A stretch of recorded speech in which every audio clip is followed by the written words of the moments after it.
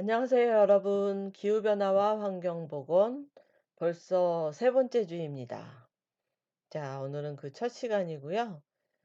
지난주에 우리 배웠던 지구 기후 변화에 대해서 오늘 조금 더 연장해서 보도록 하겠습니다. 여러분들 기억하실지 모르겠지만 지난주에 우리 각각의 어, 시나리오에 따른 우리나라의 기후 변화 또는 세계의 기후 변화가 어떻게 변화할 가능성이 있는지에 대해서 우리 시나리오 베이스로 한번 살펴봤죠. 그죠? 그래서 지난 시간에 아마 그 한반도의 기후 변화 중에 기온의 변화까지 평균 기온이나 또 강수량의 변화까지 살펴봤어요. 그죠?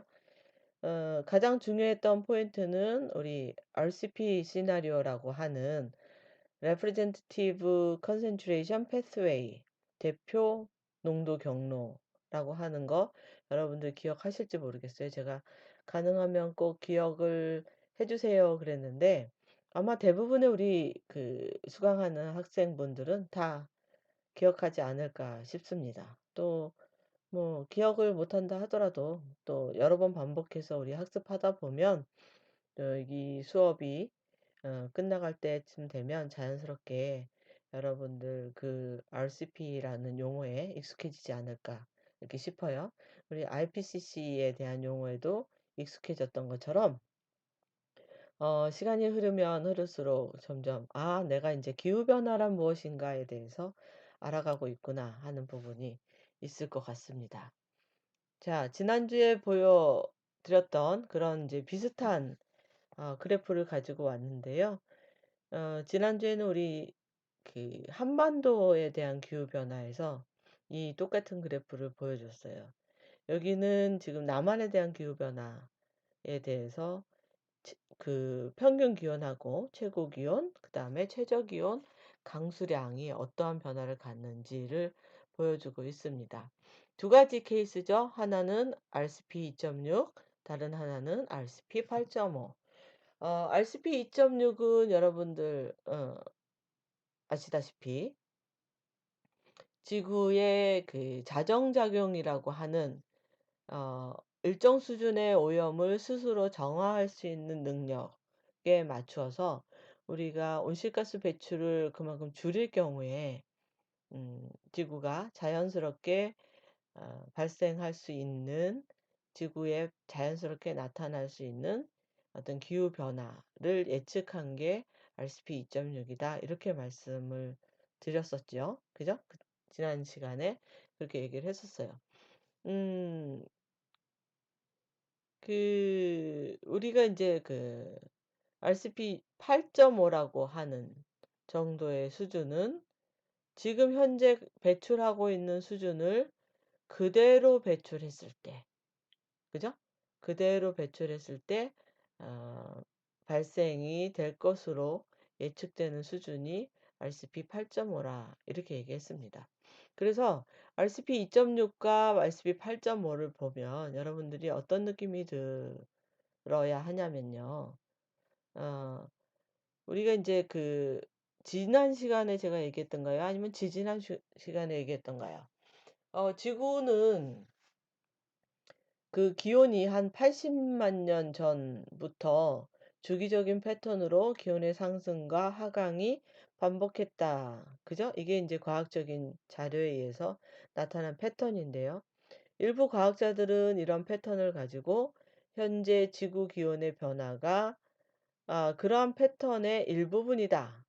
이렇게 주장하는 분들이 있고 또 어떤 분들은 그런 패턴을 가지고 있는 거는 상당 부분 맞지만 실제적으로 어 최근의 경향을 예측해 보면 과거에 가졌던 패턴을 벗어나는 급상승의 어떤 경향을 보이기 때문에 '이게 문제다.'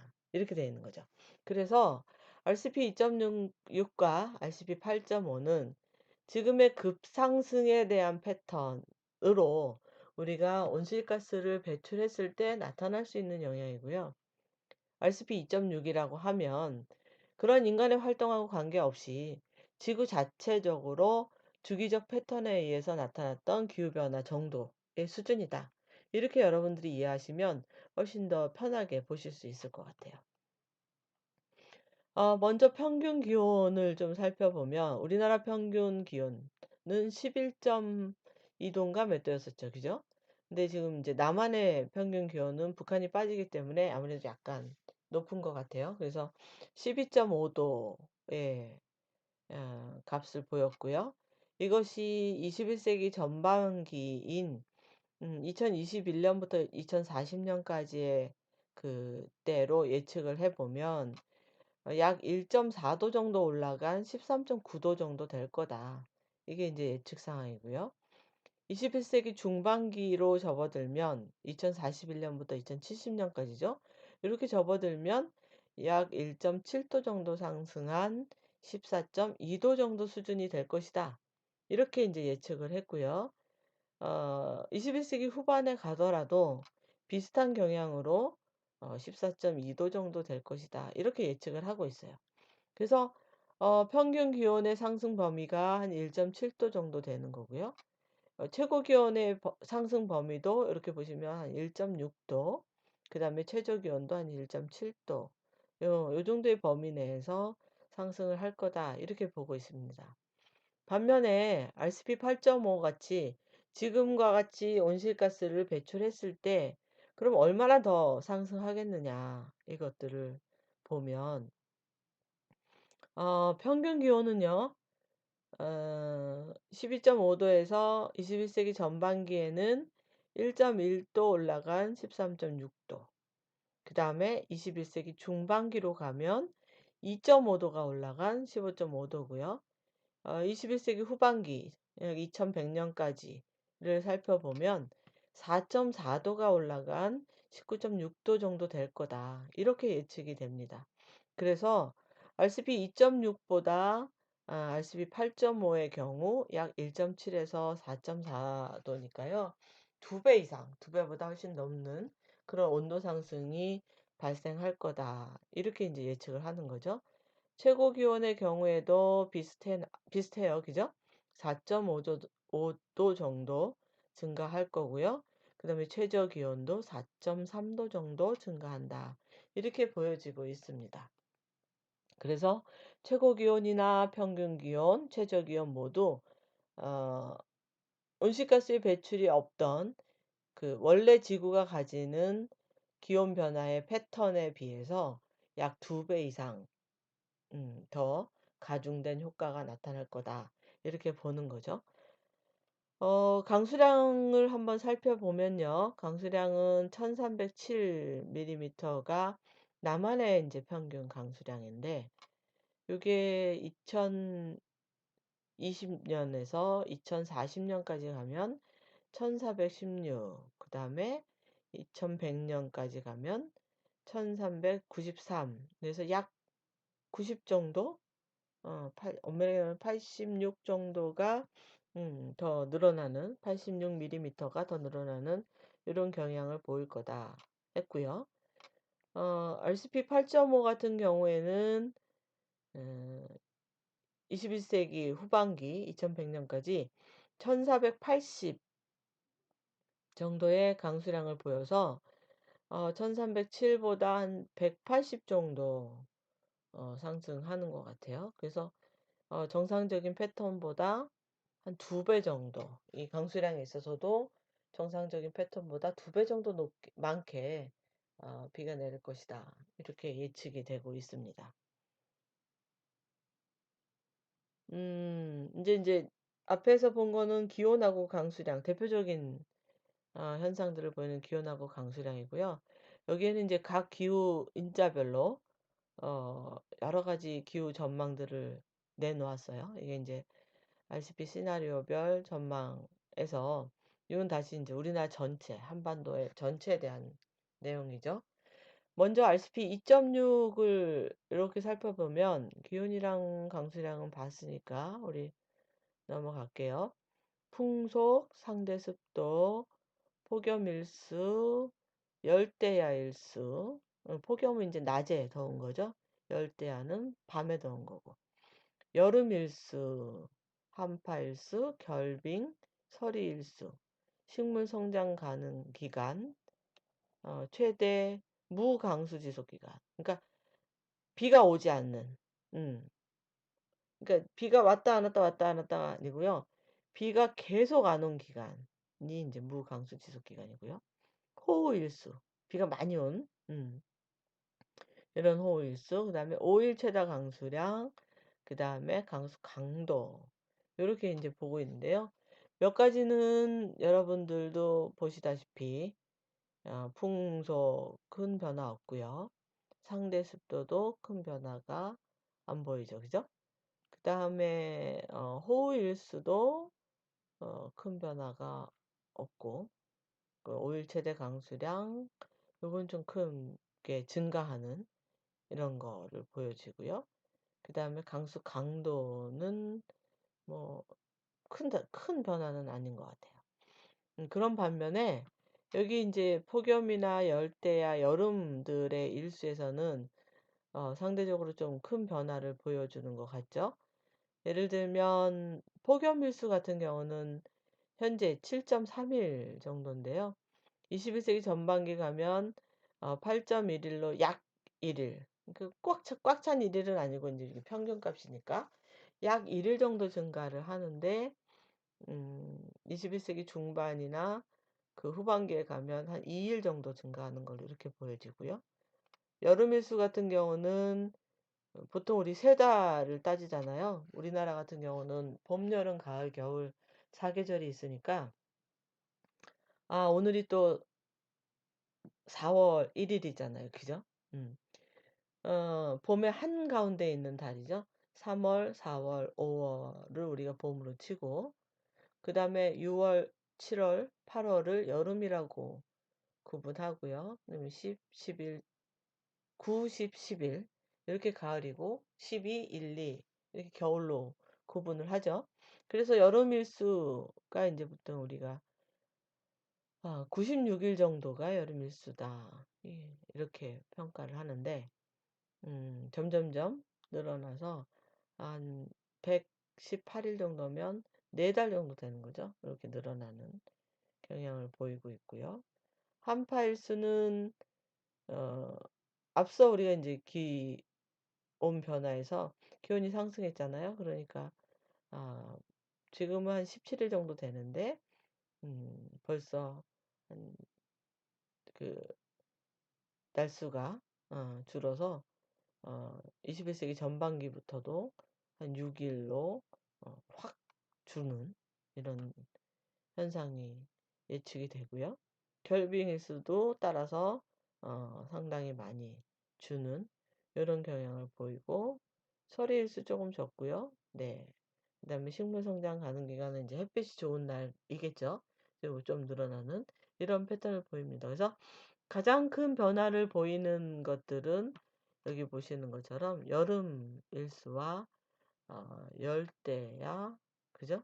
이런 것들이 좀 많이 영향을 보이는 것 같아요. RCP 8.5인 경우는 그러면 여러분들이 예측하다시피 훨씬 더 심각한 수준의 상승이 있겠죠, 그죠? 한번 살펴보도록 하겠습니다. 먼저 이제 좀 영향이 많았던 폭염일수나 열대야일수를 먼저 살펴보면요. 폭염일수 같은 경우는 7.3일이었는데 21세기 전반기에 9.6일로 약 2일 정도 증가를 하는 것으로 보여지고요. 21세기 중반기로 가면 17.7일, 약 10일 정도 증가를 해서 기존의 7.3일보다 2배 이상 증가하는 걸로 이렇게 나타나고 21세기 후반부로 가면 2100년까지 이렇게 후반부로 가면 약 28일, 한 달 정도가 네, 폭염일수가 되는 거예요. 한 달 정도가. 폭염일수라고 하면 보통 이제 그 기온이 33도인가요? 35도인가? 제가 정확히 기억이 안 나는데 그 정도 올라가면 폭염이다 이렇게 얘기를 해요. 그래서 어 현재 7.3일보다 현재는 사실은 이거는 이제 2010년도 기준이니까 현재라고 보면 이제 정확하게 데이터를 봐야 되겠지만 2020년이니까 좀 증가해서 요 정도 수준이라고 보고요. 그렇다 하더라도 약 3배 정도 음 2100년 가서는 현재보다 약 3배 정도 폭염 일수가 증가하는 이런 현상이 나타날 거다라고 예측되고요. 열대야 일수도 여러분 한번 살펴보세요. 지금 수준이 약 4일 정도 4일 더 됐던 것 같아요. 작년에 열대야 일수가 며칠이었는지 잘 4 일은 아니었고 상당히 길었던 것 같은데. 그죠? 이거 여러분들 숙제로 낼게요. 작년에 우리 2019 년에 열대야 일수가 며칠이었는지 우리 1 교시 숙제로 한번 제출해 보도록 하겠습니다. 이제 9.6 일이다라고 가정을 하면 아니 4.3 일이라고 가정을 하면 21 세기 중반에는 14 일로 약 3배 이상 증가했고요. 그다음에 21 세기 후반부로 가면 30 일로 이게 몇 배예요? 4 7에 4 8에 32 약 8 배까지도 증가한 이런 경향을 보입니다. 그래서 상당히 많이 어 증가를 한 경향이 보여지는 거죠. 그래서 요 앞에 보여준 여러분들 일반 시나리오 비교를 해 보면 열대야 일수가 정상적인 패턴으로 갔을 때 6.2 일이었는데 이렇게 RCP 8.5 까지 우리가 저감 노력을 안 하면 열대야 일수가 32 일로 약 5배 정도 더 가중되는 이런 효과를 보이는 거죠. 그죠? 어마어마하게 우리가 인제 열대 기후로 들어가는 거예요. 음. 이렇게 되면 또 열대야가 많아지면 어떻게 해요? 여러분들 밤에 에어컨 많이 써야 되죠. 그죠? 그럼 에너지가 또 많이 들겠죠. 왜냐면 밤새 에어컨 틀어야 되니까 전기 많이 써야 되잖아요. 폭염 일수도 많이 되니까 낮에도 에어컨 열심히 여러분 선풍기, 에어컨 이런 거 열심히 또 어 사용해서 전기 사용량이 올라가잖아요. 전기 사용량이 올라가면 어떻게 해요? 전기 많이 생산해야 되죠? 전기 많이 생산하면 전기를 생산하기 위한 온실가스가 또 발생이 되겠죠. 그죠? 그래서 온실가스가 또 발생이 되면 그렇죠. 기온은 또 올라가고 이 악순환이 이어질 수밖에 없는 거예요. 그런데 만약에 우리가 인제 이러한 배출을 줄이기 위한 어떤 노력, 예를 들면 어 전기 사용하는 양을 줄이거나 또는 불가피하게 사용되는 전기는 온실가스가 발생되지 않는 청정 에너지로 사용한다든가. 예를 들면 여러분들 풍력 발전. 그죠? 풍력 발전은 바람으로 전기를 생산하니까 우리 다른 예를 들면 석탄 화력 같은 이런 발전 방법보다 온실가스 발생이 적을 거고요. 또 태양광 발전이나 그다음에 바다에서 하는 조력 발전, 뭐 수력 발전 여러 가지 방법들이 있는데 이런 것들을 우리가 통틀어서 인제 뭐 신재생 에너지 이렇게 얘기하거든요. 이런 것들의 사용을 많이 늘리는 이유가 바로 이렇게 온실가스 발생에 의한 기후 변화의 악순환의 고리 이것들을 끊기 위한 노력들이죠. 그죠? 음. 그다음에 여름 일수 같은 경우도 보면 네 96 일에서 159 일이고요. 어 조금 전에 슬라이드에서 봤던 RCP 2.6 같은 경우는 약 112일, 110 며칠 해서 한 4달 정도 됐던 것 같아요. 그래서 기존보다 한 30일 정도 증가했는데 여기는 한 60일 정도 증가해서 2달 이상 증가하면 그래서 인제 여름이 음 6, 7, 8 월이었는데 5, 6, 7, 8, 9 이렇게 되는 거죠. 그죠? 그럼 1 년의 반이 여름이 되는 거고 그런 현상이 발생될 수 있다 이거죠. 한파일수 같은 경우는 16 일에서 거의 이제 제로까지 그래서 한파가 나오는 날이 없을 정도이고요. 결빙일수도 그래서 제로예요. 그래서 겨울에도 얼음이 얼지 않는 요런 정도의 기온이 나올 것이다. 이렇게 예측을 하고 있습니다. 식물 성장 기간이 길어진다. 이거는 뭐 부정적인 영향이라기보다는 좀 긍정적인 영향일 것 같아요. 그죠? 어쨌든 식물 성장 기간이 길어지면 우리가 뭐 이모작 삼모작 이렇게 할 수 있는 기회가 생기니까.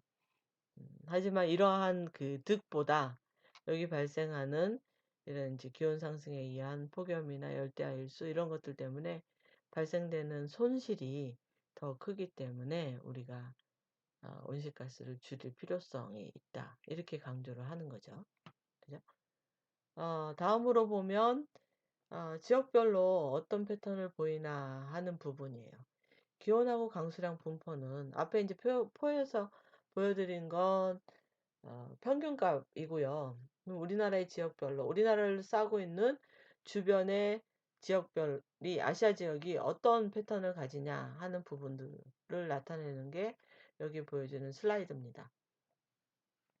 먼저 이제 왼쪽에 있는 게 기온이고 오른쪽에 있는 게 강수량이겠죠. 그죠? 기온을 살펴보면 RSP 2.6부터 4.5, 6.0, 8.5까지 이렇게 보면 8.5는 정말 심각한 수준의 기온 상승이 발생한다. 이렇게 보여지죠. 그래서 이 위에 진한색으로 가면 거의 9도, 10도까지 상승하는 거고요. 지난번에도 한번 얘기를 했었어요. 북극 쪽이 훨씬 더 영향이 심하다. 그래서 이게 우리나라죠. 우리나라를 중심으로 그 위쪽에 있는 경우가 더 영향을 심각하게 받는 것처럼 이렇게 나오죠. 그 다음에 RSP 6.0, RSP 4.5, 2.6인데 정말 우리가 2.6까지는 너무 어려워도 4.5나 6.6까지는 노력을 해야 이렇게 RSP 8.5에서 발생하는 정말 심각한 어려움을 조금 해소할 수 있지 않을까 이렇게 싶습니다. 강수량의 경우도 마찬가지예요. 2.6보다 4.5에서 훨씬 더 심각하게 강수가 증가하는 곳들이 나타나고요. 그 다음에 8.5에서는 훨씬 더 넓은 지역에 강수가 증가하는 게 나타나고 반면에 강수가 감소하는 사막화 지역. 네, 이렇게 갈색으로 나타난 게 강수가 오히려 줄어드는 경향이 있는 곳이에요. 이렇게 사막화 지역이 늘어납니다. 그래서 보시면 RSP 4.5와 6.0의 경우에는 강수 증가하는 거에 대해서는 아주 큰 차이를 보이진 않고 있지만 사막화되는 부분에서는 RSP 6.0은 조금 다른 패턴을 보이고 있죠. 그래서 가능하면 당연히 어렵겠죠. 어렵지만 가능하면 RSP 4.5까지는 좀 노력해서 저감을 했으면 좋겠다. 저 개인적으로는 그렇게 생각하고요. 아주 아이디얼하게 바람직한 거는 이제 RSP 2.6까지 내리면 너무 좋겠죠. 그죠? 그 다음에 이제 한반도로 좀 세부적으로 들어간, 우리나라 지역을 좀 세부적으로 나눈 그런 이제 시나리오별 기온의 분포입니다. RSP 2.6과 4.5, 그 다음 6.0, 8.5를 볼 텐데요. 당연히 2.6과 8.5를 보면, 정말 현격하게 차이가 있죠. 그래서, 8.5의 경우에는 우리나라 전반이 다 4, 5도씩 증가하는 이런 경향을 보이고, 우리나라 안에서도 북한과 남한의 경우에 남한보다는 북한이 온도 상승이 훨씬 영향이 있어 보이죠. 그죠? 여기 그 RSP 6.0도 그렇고 RSP 4.5도 그렇고 RSP 2.0의 경우에는 전체가 다 비슷한 패턴을 보이는데 이렇게 좀 그 온실가스 영향을 받는 수준이 올라갈수록 남한보다는 북한이 더 영향을 받는 것처럼 이렇게 보여집니다. 그래서 연평균 기온은 21세기 전반기, 중반기, 후반기에 걸쳐 한반도 모든 지역에서 현재 기후 대비 상승한다. 이렇게 되어 있고요. 연평균 기온은 현재 대비 후반기 4.7도까지 증가한다. 이렇게 되어 있고, 지리적으로 개마고원을 포함하는 한반도 북부의 산악 지역에서 더 기온 상승이 클 것이다. 이렇게 얘기하고 있어요. 그래서 이런 자료들이 그냥 그럴 것이다 라고 주장되는 게 아니라 과학적인 근거에 의해서 그죠? 기존에 측정된 자료를 가지고 과학적인 방법에 의해서 이렇게 될 거라고 예측이 되는 거예요. 그래서 전혀 신빙성이 없는 것들은 아니고요. 앞에서 자료의 신빙성에 대해서도 얘기를 했다시피 이런 자료들은 굉장히 많은 과학자들이 모여서 내는 거기 때문에 물론 딱 그렇게 맞는다라고 보기는 어렵지만 그런 변화의 패턴은 분명히 있다라고 생각될 수 있습니다. 네. 잠깐 쉬었다가 다시 또 진행하도록 하겠습니다.